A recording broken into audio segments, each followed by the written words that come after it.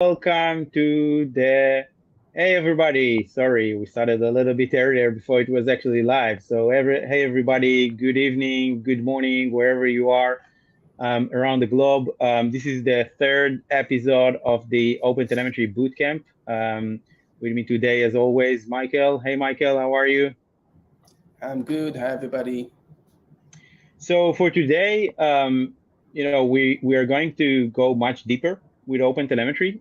If the first two episodes were like kind of an introduction, today we're going to deep dive into different components and actually trying to get ready to deploy, trying to actually get OpenTelemetry into production. Uh, this episode, I think it's really interesting because we are hearing a lot of folks debating themselves around OpenTelemetry. If the project is mature enough, is it okay to take it to production? We actually see a lot of folks that are doing it, and I hope that today would give you some more comfort or some better understanding of what are the actual limitations, how actually it looks like to deploy something in production.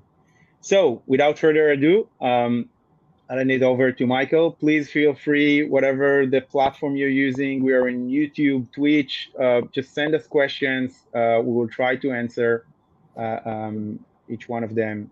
So Michael, go ahead. Cool. Thank you very much. So, yeah, we are starting the third episode of the OpenTelemetry Bootcamp. Let me just introduce myself. So, I'm Michael Appelman. I'm the co-founder and CTO at Aspecto. I've been working with microservices for about 5 years and very specifically with OpenTelemetry for 2 years. Basically, what I'm trying to say that I gained some experience in this world, both managing in production, having problem with it, taking decision, how to integrate it into an organization. And based on that experience, we want to share it with you to kind of help you not make the same mistake, or at least learn from the mistake that I have had before. So the bootcamp is a 6 episode series, and we're in the third one in the middle. The first one we discussed what is open telemetry in general and how it works. The second episode we discussed the client side of open telemetry, the side that collects data from your services, and then it ship it somewhere. And today we're going to focus on that somewhere. We're going to focus on the back end of OpenTelemetry. Today we're going to have a whole OpenTelemetry stack working. We will be in the position that we will be able to deploy to production. We'll get to know all the details, all the configuration that you need to know. And the next episode would be about once you deploy it and you're going to have a lot of traffic and you need to maintain a high scale, what that means, what you need to do, how you need to get prepared for that. So this is a live session. So if you have any question, feel free to shoot us a question. We have two main resources that you should check out. One is the GitHub repository, OpenTelemetry Bootcamp. There you will find all the code examples, all the additional resources that you should read in the presentation that you see right here. Also, we have a CNCF Slack channel called OpenTelemetry Bootcamp, and you can join there. Everybody who's attending are there, so questions, follow-ups, all of those things are welcome. So let's get started with today's episode.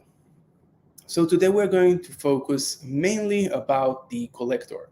The collector, the OpenTelemetry collector, that's the component that is going to get the data from the OpenTelemetry SDK. If you haven't saw the second episode discuss a lot about the OpenTelemetry SDK. And today we are going to see how the collector gets the data, process this data, then export it to somewhere else, somewhere such as database. So in the first episode, I actually showed you this diagram where I described what is the OpenTelemetry stack. And we saw that we have the first layer, your application, you have service A with OpenTelemetry installed, and service B and service C. All of those are going to ship data to OpenTelemetry Collector, which is kind of your backend, the collector with a database. And also we're going to have some virtualization layer, which you already saw in both first episode, where we discussed mostly Jaeger on how to display those. So today we are going to take a look into actually how to set the backend and the visualization layer. So let's talk a bit about the collector. So when we're talking about any kind of data stream, data pipeline architecture, we usually have a stream of events being sent to some central place, and that central place is going to get this data, get this event, and persist it somewhere, right? We want to protect the data that we're getting. It doesn't have to be telemetry data. It could be a clickstream from an e-commerce website. It could be clickstream for an ad tech company. You could also think about logs. Logs are in some way a stream of data that you're getting and persisting. And the OpenTelemetry Collector is a component from the data pipeline word. And basically, we're talking about getting a stream of telemetry. In OpenTelemetry perspective, we're talking specifically about traces, logs, and metrics. And we're going to get those, and we're going to save them in the database. Now, that may sound like a very simple task, but usually those things are starting to get more and more complex. How you're going to receive it. You need to configure how you're going to receive it, in what protocol, in what fashion. Then you're getting a lot of data. You need to process it. You need to process it in the right way. And once you're processing it, you want to persist it somewhere. Then you need to decide where you're going to export it. You can export it to some database. You can export it to some other component, and eventually you can also decide that you're going to pass it along to some vendor that is going to take the heavy lifting for you. We are going to discuss two types of deployments. I would say right now that I'm going to show you both, and I'm not sure there is a correct and not correct one. It's kind of pros and cons that you can choose from. This is why I chose to describe both to you, so you will be able to understand how they work, how they operate, and take your own decision. Okay, so let's talk about option number one. In option number one, in the left side of the screen, you can see that we have probably a container. It doesn't have to be a container, but I'm assuming that most of you are running containers, serverless, something of that sort. And we're talking about an application that's running with OpenTelemetry. You probably have some kind of a host that is hosting it. And you can ship the traces, the logs, the metrics directly to OpenTelemetry. And I'm referring to it as an OpenTelemetry gateway, as opposed that we will see in a second that we have both a gateway and an agent.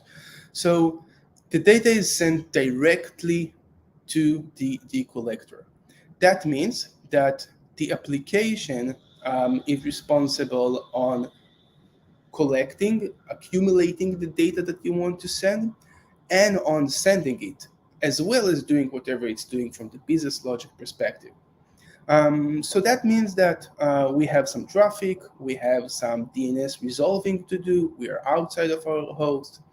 It means that we have more to do, but it's a fairly simple deployment, right? You have your service, just put the OpenTelemetry SDK there, and also deploy an OpenTelemetry Collector gateway, and then you're good to go. So this kind of deployment is very, very simple to do. You basically don't need to do any code changes. You need to do only code changes. You don't need to do infrastructure changes. So you add your SDK, point it to your collector, and that is it.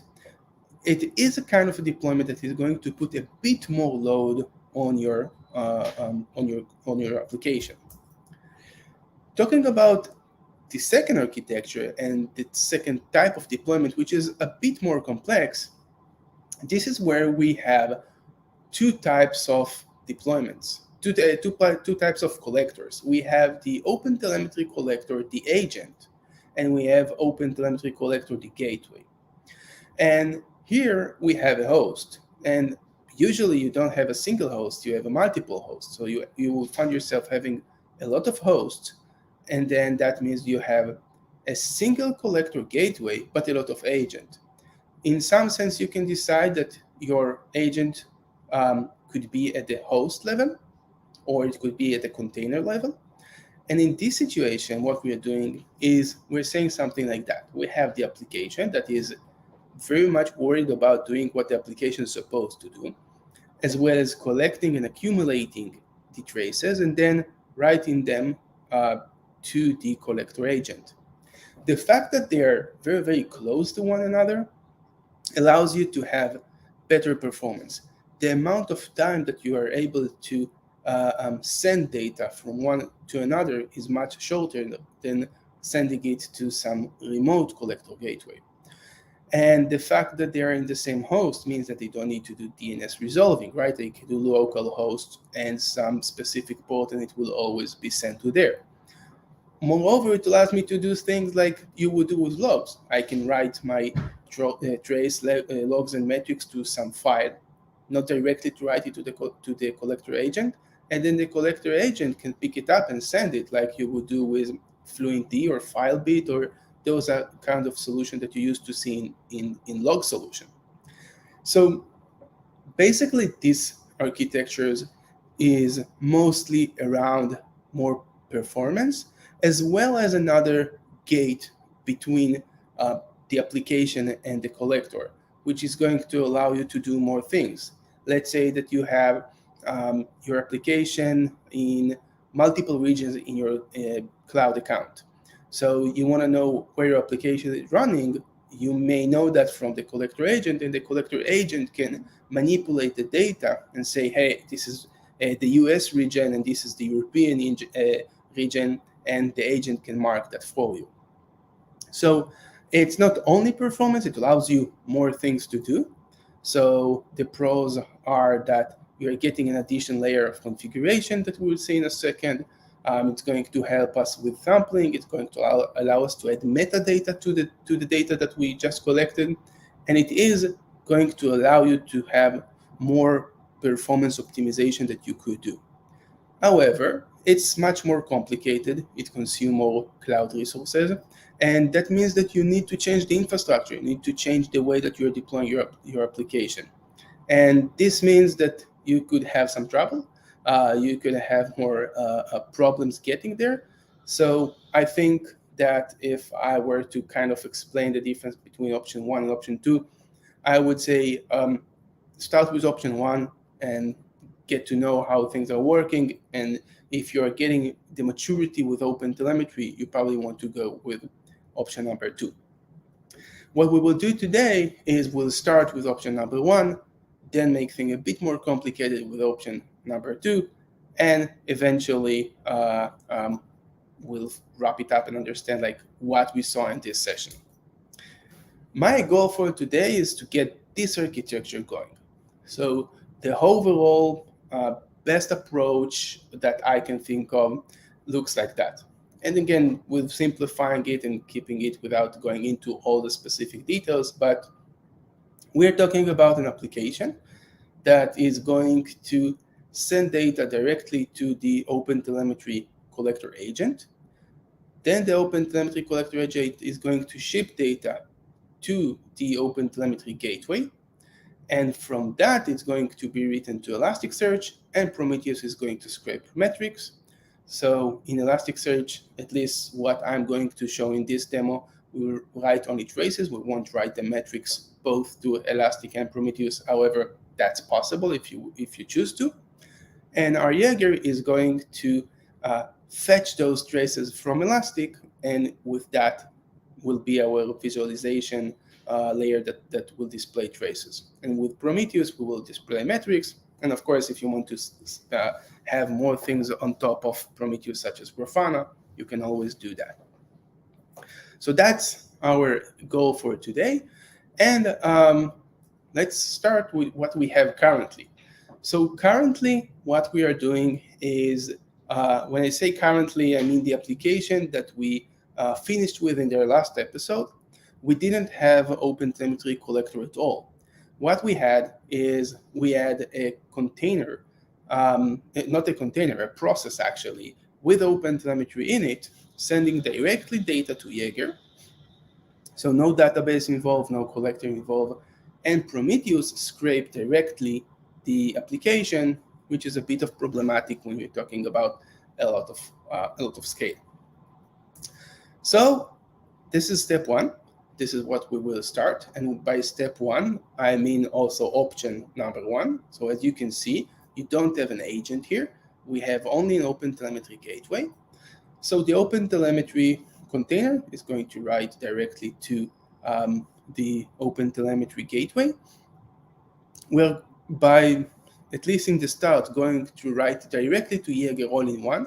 Jaeger all-in-one is Jaeger that can accept the traces, store them internally in memory, and present them. Of course, in memory is very limited. It's not wouldn't work very well in production. And Prometheus is going to scrape from the gateway. That is going to be step number one. Okay, so let's start by going into the configuration and the way that OpenTelemetry Collector works. So OpenTelemetry Collector, as we saw in this diagram, the first thing that it's doing is going to receive telemetry data. And for that, we have a receiver. The receiver is defining how data is received, in what protocol, in what format, in everything that you can imagine, whether it's encoded or not, encrypted or not encrypted. So all of those are defined right here. We will use the OTLP, and we will see both usages for HTTP and gRPC. And you're basically going to define the port that you're listening on. And let me jump to the code and kind of show you how it looks. All those crazy things that I'm talking about, how they look in real life. So that was the Docker Compose that we had till now. Jaeger all-in-one, Prometheus, looking at this configuration, and Redis for the application that it required it. So the first thing that I'm going to do is I'm going to add the OpenTelemetry gateway. So let me fetch that real quick. I'll paste it and go back to our Docker Compose, and let's review what I did here. So first of all, I gave the service a name, OpenTelemetry agent, and that's the wrong name. So let's call it a gateway because it's our gateway. And the image that I'm using is OpenTelemetry Collector, and I'm using a specific version. The reason that I'm using this specific version is that if within, I don't know, a month you will come back to this course and pull this image, maybe there'll be something different. So I want to make sure that everything works. And when we are starting the OpenTelemetry Collector, we need to define basically the configuration, how it behaves, how it performs. So we are specifying the configuration at this path. And you can see that we are also mapping this path to some local configuration, which we still don't have, right? In config, we expect to have collector gateway YAML, which is not present. We will add it in a second. And also exporting a bunch of ports to the world that we will go one by one, understand who they are and what they do. So let's add this file. So our file is called collector and gateway YAML. Cool. And let's start adding piece by piece everything that we need. So as we said, the first thing that we are going to add is going to be the receiver. And let's see how receiver looks. So when you define the receiver, let's review it. So first of all, we are talking about a list of receivers, right? I can have multiple of them. Maybe I want to receive some data as an OTLP. Maybe I have some receiver that is working in another protocol, or maybe I am going to pull it from some other source and it's not going to be sent directly to me. Then we're defining the protocols that we're going to listen to. As we said, HTTP and gRPC are available. We're going to use HTTP, and we're listening to port 4318. And that's the port for the default port for HTTP in OpenTelemetry Collector. Cool. So that means that we can start receive the OpenTelemetry data in HTTP and this specific port. After we're receiving this data, eventually we want it to be shipped somewhere. However, we want to process it. What do I mean when I say that we're going to process it? Basically, when you receive data, eventually it needs to end up in an exporter. In between those exporter, in between the receiver and the exporter, we may want to do some changes or to change the behavior. For instance, maybe we want to sample. I don't want to write all the different spans and logs and metrics that I'm getting into my database. I want to put only 10% out of them. That means that I received 100%, but I don't want to export 100%, so I'm going to have a processor in the middle, basically sampling part of them. Maybe I want to change or to alter my data. I want to add some data. I want to remove some data. Or maybe I just want to improve my performance by doing batches. All of those are possible using processors. Some processors are by definition going to change the data. They are allowed to change the data. And some of them are not allowed to change the data. This could be extremely important for you to understand whether they are allowed or not allowed to do it. And let me explain why. So you're allowed for a specific receiver to have multiple processors. You can have the same receiver basically sending data to two different processors. If the processor is, by definition, it cannot change the data, that means that the exact same data is going to be sent for both of them, because there isn't a risk here of having one specific processor changing the data and one isn't. If you are using a processor that can change the data, what the collector is going to do for you, basically when it's doing a fan out is the process that taking from the receiver to the processor, it's going to clone your data. And you can read more about it. It's referred to as exclusive ownership versus a shared ownership.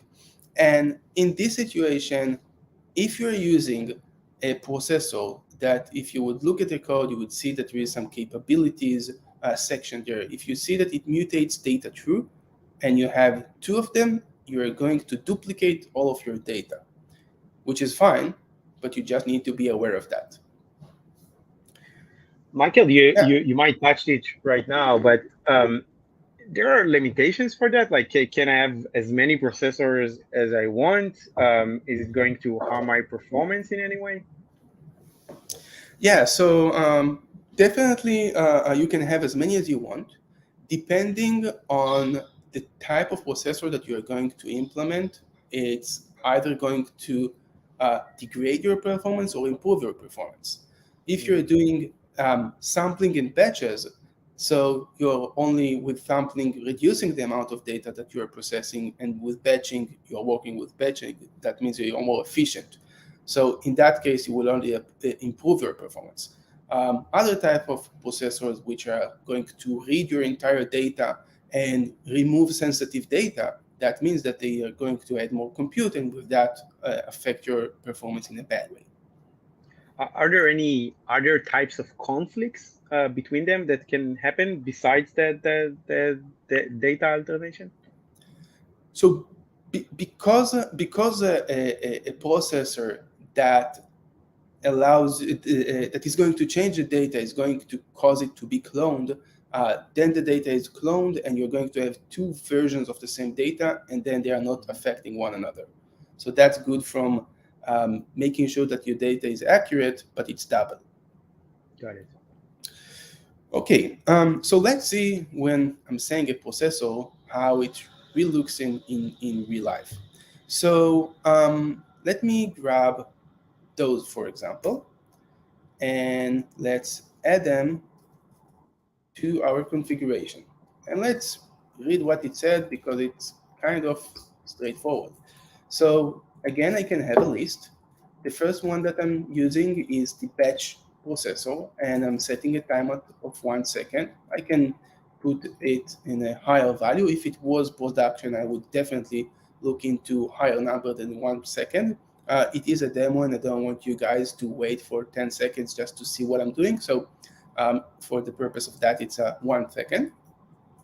And the second processor that I used called resource. It basically is going to alter the data that is being sent. So I am going to add one more attribute here, which is the test key and test value.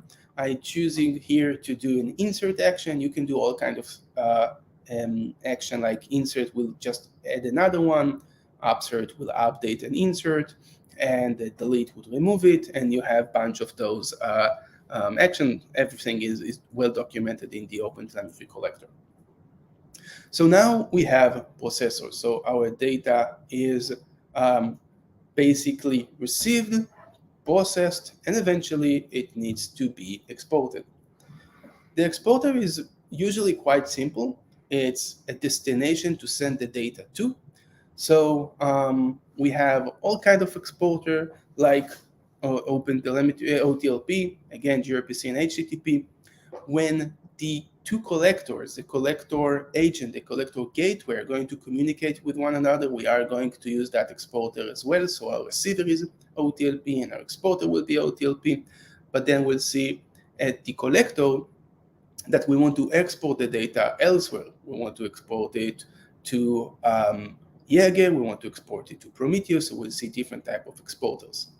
And the exporter could also send it to vendors, like any vendor that you can think of, your cloud provider, open sources, and also tools that are going to persist the data, like Kafka, Kinesis, and those. And let's see how it looks in real life. So in real life, you could see that I'm going to copy 3 exporters. And let's review those. The first one is Prometheus, which is responsible on the metrics. So you can see that I have specific exporters for metrics, specific exporter for traces. And again, listening to a port, specifying all kind of configuration. I chose to work with logging exporter. So most interaction would be logged to the console, just for the purpose of having it and having an easy way to debug if things doesn't work. It is referred to as exporter because it exports stuff to our console. And we have Jaeger, and we would need to spin this Jaeger because, as you see, it expected to have it in our Docker Compose. Our next thing would be to make sure that we do have Jaeger in place. So just let's see, Docker Compose, we have Jaeger, and we're listening to the port that was specified. So everything is good. And we're using insecure because we don't have to worry about security in this situation. We are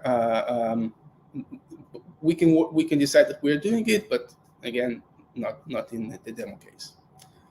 Okay, so we have a receiver, processor, exporter, but all of those together need to be tied in a way that describe how to actually process the data, how to use which receiver is connected to which processors, in what order, and eventually how it's being exported.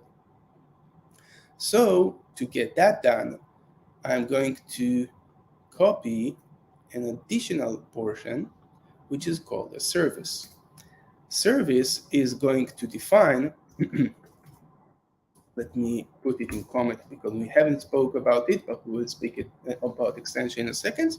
Service is going to define how all of those interact together. So a service is basically, as I said, collector is a data pipeline thing. So we have two pipelines. The first pipeline is traces. And with that, what we are going to do is we are going to receive it in the OTLP. OTLP supports traces, logs, and metrics. The first thing that we're going to do is we're going to do batches. So we're going to batch everything all together. Then we're going to add the resource, and you can see OTLP, that's right here. Batches, resources, that's right here. The first thing that we want to do is we want to log it, and then write it to Jaeger. And then we're talking about the exporter. So at the first section of the configuration, what we did is we mainly described how each individual component is configured, how specifically Jaeger, how specifically Prometheus is configured, and with the service, we define how the pipeline looks all together. The same goes for metrics. So in this, we'll see very similar thing, but we're not going to export it to Jaeger. We are going to export it to Prometheus. And this is how it looks in a nutshell. We do have the extension that I'll touch in quite a brief way. So let me grab it. Extensions, well, the name kind of suggests quite well what they are doing. They're kind of extending the pipeline with things that you would need that are not related directly to how you work with this data. The best example is health check. When you spin up a container and you're putting it behind a load balancer or behind some monitoring system, you want to know that everything works. This is why you need to have a health check. So extension is just checking that everything works as expected. We have a performance extension that is going to give us access to performance data. And we have the Z pages, which is more of debugging data available for us. So those are going to help us operate the collector regardless to the pipeline itself. So we are almost good to go with our step one in this talk. And we need to do two things. The first thing would be to change our SDK. Our SDK used to write directly to Jaeger, and Prometheus would fetch it from there. So we need to change that. We need to make sure that it's going to send everything to the collector agent. And then we need to update Prometheus to not try to communicate with the OpenTelemetry SDK, but rather to communicate with our exporter. And let's start first with Prometheus. So looking at Prometheus configuration, what we told Prometheus to do is to go to our host and fetch the data from both the services that we ran. We ran two services and different ports on the host of the Docker. And now we want to say to Prometheus, don't go to the services themselves, the OpenTelemetry SDK, please go to the OpenTelemetry Collector. So let's do collector, gateway, and then we need to know at which port. That the configuration of OpenTelemetry Collector is going to tell us. So this is the port we are working with.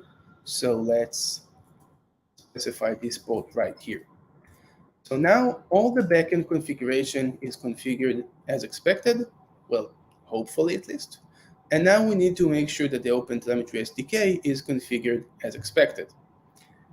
Let's look what we're doing right here. So looking at the code, we can see that we have Prometheus exporter. We don't want to export it to Prometheus. We want to export it to the collector metric exporter. And we are exporting to port 4318. If I'll go to the collector gateway and look at that port, so we are using the correct port. That's great. And now we also don't want to export it to Jaeger. we want to export it to the collector trace exporter. And again, same port. So you can see we are exporting to the exact same address, v1, that's the version that we are using. And here we are using metrics, and this should be trace and not trace or traces, we will see in a second. And we are sending that right here. So let's verify that the application is running and working. Yarn items, yarn users, and spinning up the application. And also it's saying that it's not able to connect. That's because I haven't spin up the Docker Compose yet. So let's spin that up. Docker Compose up. And now we're spinning everything up, and hopefully everything will work as we expect it to. And also let's spin up the services, items, users, and let's check that our application is actually working, and we could see whatever that we want to see that it's actually working. So the application is running, right? You can see the name changes. And let's refresh Jaeger. Jaeger is running, and we have some traces. So everything that we did actually worked. And I know we did a lot of configuration and not much changes in the way that everything interacted. So I do want to just jump here again for a second to kind of wrap up what we did. So the application, the client-side application, the OpenTelemetry SDK wrote directly to Jaeger, and Prometheus fetch it from here. And our changes were that the OpenTelemetry Collector is writing to the gateway, and where the gateway is running and getting and sending the data to Jaeger all-in-one, and Prometheus is fetching from the collector. This is, for me, a must thing, a thing that you must do before going to production. At least that would be the very basic thing that I would do. Even I would probably say that you have to have here some database, and we will see that in a second how we are adding that. Okay, cool. So let's move on. We talked about all of those. Let's move to step number 2. In step number 2, what we are going to do is we're going to have an additional configuration. The additional configuration is going to be an additional collector agent. So the container would, the OpenTelemetry SDK will be able to write to the collector agent, and that would send it to the collector. This is going to be actually a simple change because we are just spinning up another container, and we just need to have some changes in the way that the agent works. The collector actually is going to work roughly the same, but the agent needs to work a bit differently, and we need to set it up. So let's do exactly that. So we need to first spin up an additional service, an additional OpenTelemetry collector. So let's grab it from here, and let's review those changes. Okay. Edit it correctly? Yes. So now we are having an agent. And the agent is defined pretty much the same. We have an image, the same version. We need to add a configuration for the collector agent, rather the collector gateway. And this one doesn't need to have all of those ports. It's just going to receive telemetry data, and it's going to export it to the main collector. And this is the reason why you don't need a lot of ports, as opposed to the collector one, where you need to have for the extension and for Prometheus and for health check and all of those things. So let's add an additional file, and let's call it collector agent.yaml. And now that we're very much expert with taking a look at this configuration, I'm going to copy it all together and paste it right here, and let's review it, because it's going to be very similar.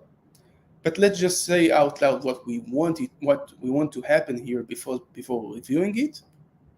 We want to get the data using an OTLP, and then we want to export it using OTLP to the main collector. We're getting data from the SDK and sending it to the gateway collector. So receiver is going to stay the same. So we won't need to do any changes in the application. Still OTP, still HTTP, still same port. From processor perspective, so I didn't do much changes. I'm just writing a different attribute.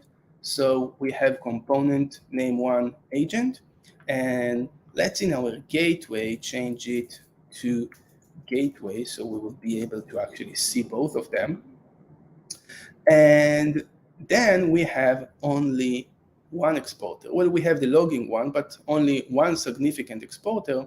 We are going to have an OTLP exporter in secure, which is going to export to the collector gateway. That's great. I did have the else check because we want to make sure that that is working. Cool. For traces, we're receiving an OTLP, batch and resource. We are exporting it to the OTLP, and that's our main collector, the gateway, and the same goes for metrics. So once you get to know OpenTelemetry Collector, it's kind of easy to define it. The first steps are rather complex, but once you get to know this configuration, it's kind of easy to make those changes. So let's save that. And also, let's save our Docker Compose, and let's try to spin it up and see whether it's working or not. So Docker Compose up, spinning everything all together, almost spinning everything all together. So let's try to figure out what really happened here. So looking at what happened here is that we have 2 ports listening to 4318. And that is true. I have my agent listening to this port, and I also have the collector gateway listening to that port. So I can't have both of them listening to the same port. That is correct because I'm doing a demo and everything running on the same host. If I had 2 different hosts, that wouldn't be the case.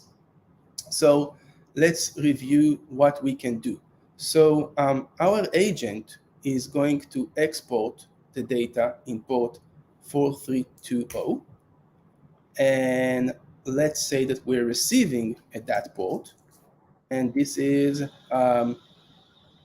so this is the HTTP, but we are going to send it in gRPC. And the endpoint is going to be 20 because collector to collector communication by default it's gRPC. And now we need to make the appropriate changes in our gateway that we are going to have. If it's HTTP, it's going to be 19. And if it's gRPC, it's going to be 20. If I didn't do any mistake, it should spin up right now. Let's see. Yes, everything looks like everything is running, hopefully. And now let's see if our application still works. So we are again running the application. Looks like it worked. And let's search again, refresh, search. Okay, that is from right now. So looks like it worked. And to actually validate that it pathed both the both collectors, you can see right here that we have the component name1 agent and the test key gateway. That ensures us that it's actually visited and it ran through both collectors and it's actually working. And this is where we ended up with. We ended up with having OpenTelemetry Collector, send it to the collector, both the collector agent and the collector gateway, and we are happy with that. The last step that we want to do and this is a bit of an issue, is we're going to have Elasticsearch. We want Jaeger to send data to Elasticsearch. We want the data to be persistent there. We don't want it to be stored in memory.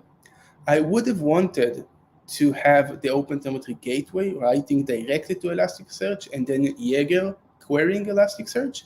That is not possible at the moment because that relation between the collector gateway to Elasticsearch is simply in development. So for the time being, we would use this approach. And this approach is actually quite easy because it's mostly how to define it in Jaeger. So let's review how we can get that done.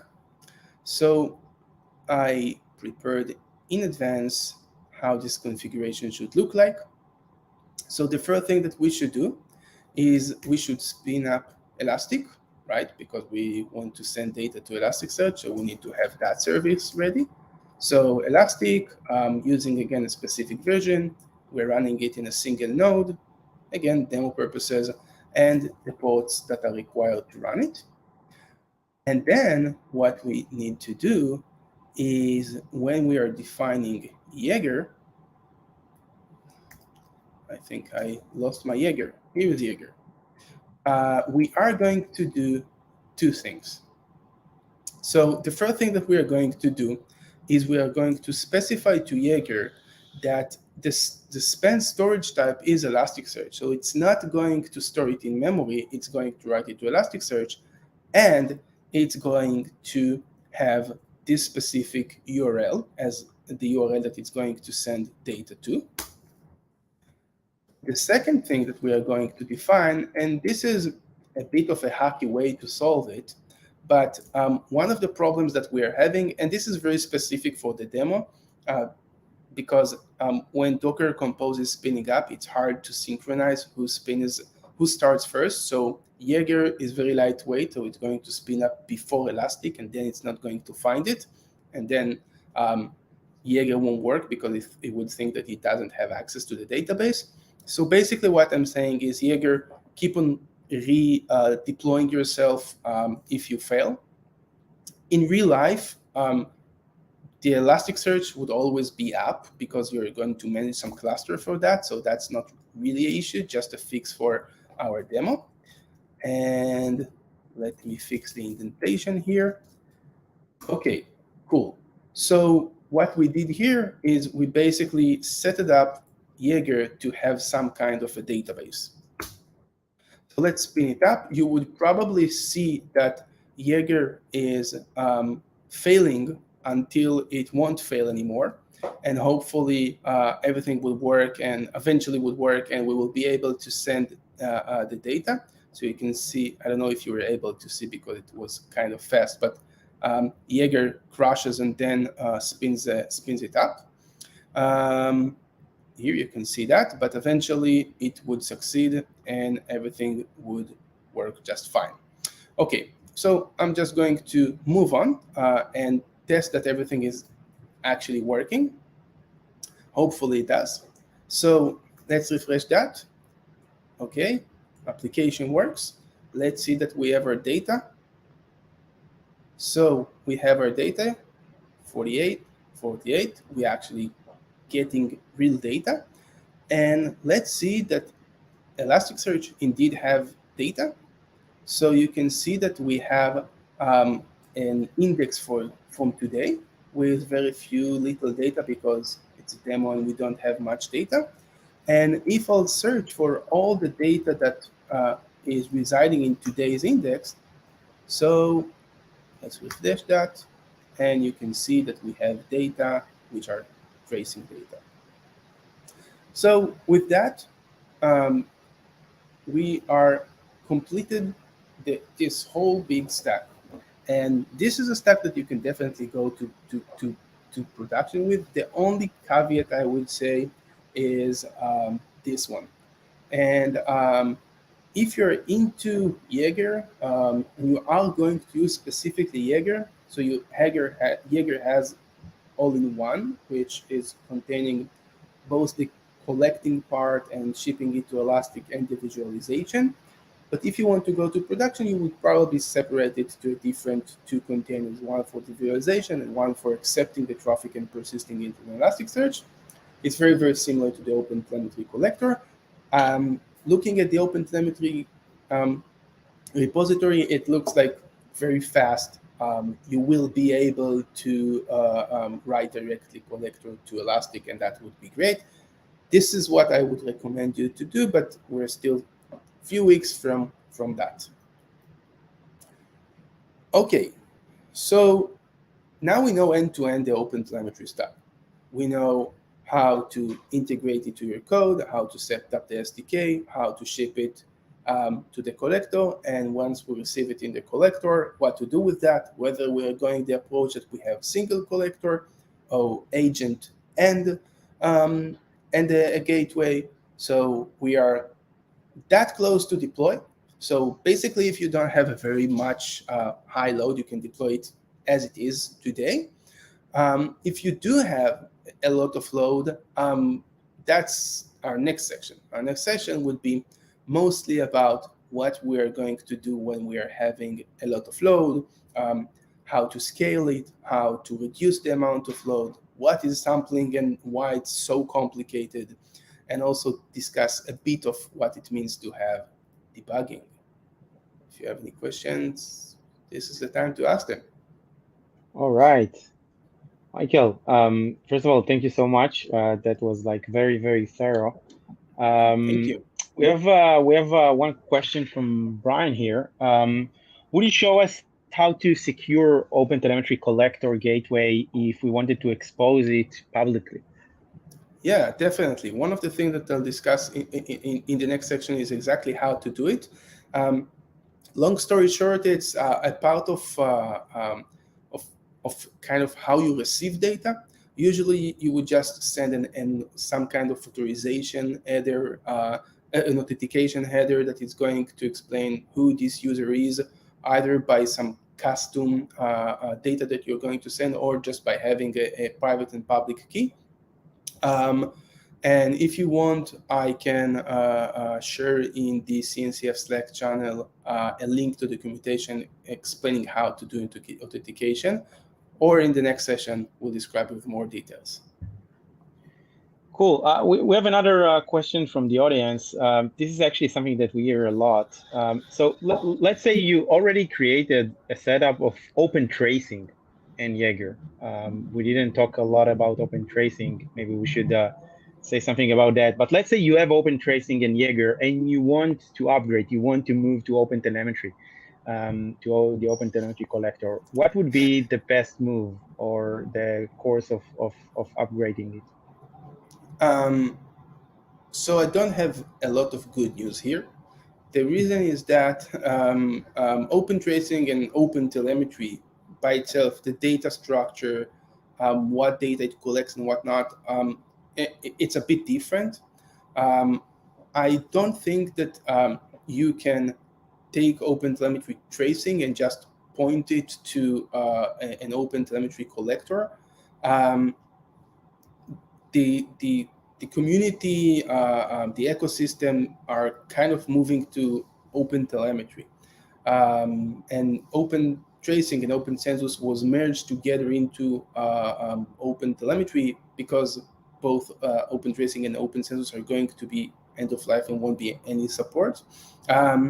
So I would assume that the right move in the long term would be to just move to OpenTelemetry. I haven't really tried to use OpenTelemetry just to path through OpenTracing. You may be able to do that because, again, OpenTelemetry is something that is, the collector is something very extensible. So you can have a receiver dedicated for that, an exporter for Jaeger. So you may have it working. I'm not sure that I saw something like that. I can definitely look for that. But probably long term, I would do the effort to move to OpenTelemetry.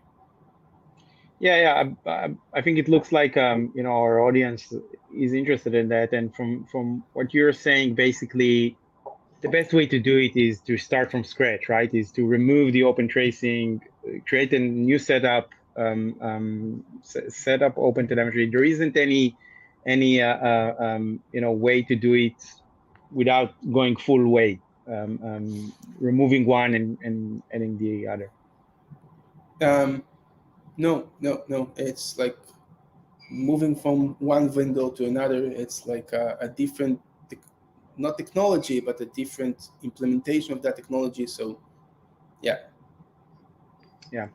And obviously, you also said it, but worth mentioning, the industry is moving to OpenTelemetry. OpenTracing is somewhat abandoned along the way. So at some point, you do want to do this move, even if there is some heavy lifting to it.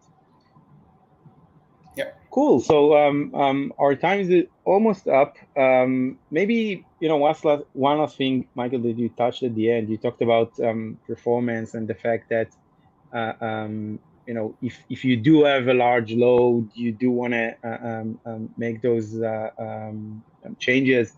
Do you have some kind of a benchmark or something to tell us, like, do I have a large load or not?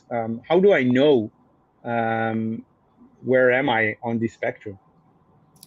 Yeah. So first of all, you could find. So I would approach it in, if you have scaling problems in your day to day. So you do have a lot of traffic, right? If you have auto scale implemented in place, and it's scaling a lot, and you have peaks in your traffic, I would treat it as my application has high scale. I would also say that you could also do some benchmarking. So you do have tools out there that can be that you can put stress on your collector and see how it performs. I think there also, if you look at the not the documentation, but the OpenTelemetry Collector repository, you have like a benchmark of, if you have like 2 CPU and 4 GB, this is how much data it's going to handle. Those numbers are quite good. I can send it in the Slack or even search for that and show it to you. All right, cool. Okay, so we're almost done for today. A few administrative comments. So first of all, Michael just said it, we have our Slack channel. It's on the CNCF Slack. It's called OpenTelemetry Bootcamp. Feel free to join over there if you have questions. If you have those questions, not necessarily during our events, you can just write whatever and we'll try to help. Next week is a special week. We won't have a session next week. Next session will only happen in 2 weeks because next week is KubeCon. And we are all going to be there focusing on talking on OpenTelemetry on site in LA. So if you are happens to visiting over there as well, stop by, shoot us an email or a message. We'd be happy to meet you over there and answer any OpenTelemetry question you might have. All right. Thank you very much, Michael. Thank you, everyone, to joining us. Have a good night, day, wherever you are. Bye-bye.